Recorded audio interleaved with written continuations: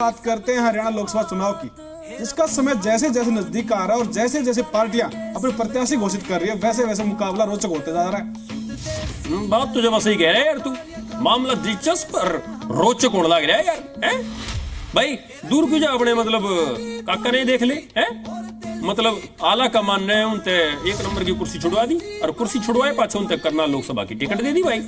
तो ये भी हो भाई मामला और दिलचस्प हो गया। क्यों 2019 के लोकसभा चुनाव में संजय भाटिया ने पूरे देश में 2 नंबर पे मतलब 70 गणी वोटा जीत दर्ज करी थी।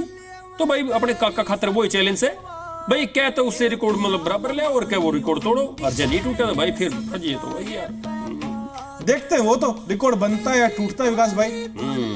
वहीं बीजेपी ने हिसार से जो उनके जेल मंत्री हैं रणजीत चौटाला उनके ऊपर विश्वास जताया है। साथ ही रोहतक से डॉक्टर अरविंद शर्मा, तो वहीं सोनीपत से मोहनलाल बड़ोली पर उन्होंने दाव खेला है। देखे जरा किसमें कितना से दम, और देखेंगे भाई हरियाणा लोकसभा की 10 सीटा पे कौन कितना रखे से दमखम।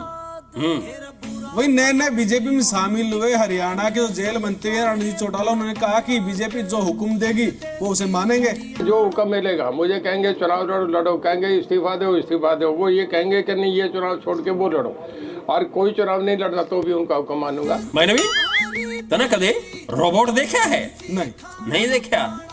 अच्छा एक काम कर, क्या हाथ खड़े कर, तड़ा कर, हाथ खड़े कर।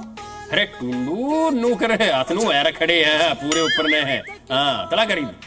हाँ तो भाई रोबोट न्यू करे करे। हाँ तो भाई अपने नेताजी भी न्यू करने लग रहे हैं। हाँ। हरियाणा के लोकसभा चुनाव में एक सीट और ज्यादा होती जा रही है और यह है हिसार की लोकसभा सीट, जहां पर देवलाल का परिवार आमने सामने होगा। दरअसल एक तरफ होंगी सुनैना चौटाला तो दूसरी तरफ होंगे उनके चाचा ससुर रणजीत चौटाला। जो देवलाल बहुत बड़े डेमोक्रेट थे, उन्होंने हमेशा उनके सामने हम आपस में आमने सामने मैं ओम प्रकाश जी चुनाव लड़ दिए थे। ये हमारे पारिवारिक जो प्रकाष्ठ है वो वैसी है। जब हमारे घर में कोई शादी हो, कोई सामाजिक संस्कार हो तो परिवार एक है।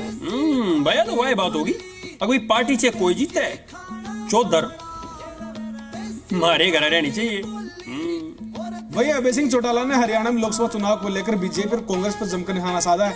उन्होंने कहा कि बीजेपी ऐसे लोगों को टिकट दे रही है जिन्होंने कुछ ही देर पहले पार्टी ज्वाइन की थी। साथ ही उन्होंने कहा कि जो सरकार है केंद्र सरकार, वो भूपेंद्र सिंह हुड्डा को ईडी या फिर जांच एजेंसियों का डर दिखाकर रोहतक से चुनाव लड़ा सकती है। ना तो भाजपा के पास उम्मीदवार थे ना कांग्रेस के पास उम्मीदवार है। अगर इनके पास उम्मीदवार हो तो भाजपा किसी के गले में और घंटी बांधती। बीजेपी की हालत इससे ज्यादा खराब क्या होगी। 35 मिनट पहले जो लोग बीजेपी ज्वाइन करते हैं वो इनके उम्मीदवार बनते। मुझे लगता है कहीं बीजेपी बड़े हुड्डा को रोहतक से ना लड़ा देंगे। भाई तो अपने बिल्लू भाई साहब ने कसूता पॉइंट मारे यार।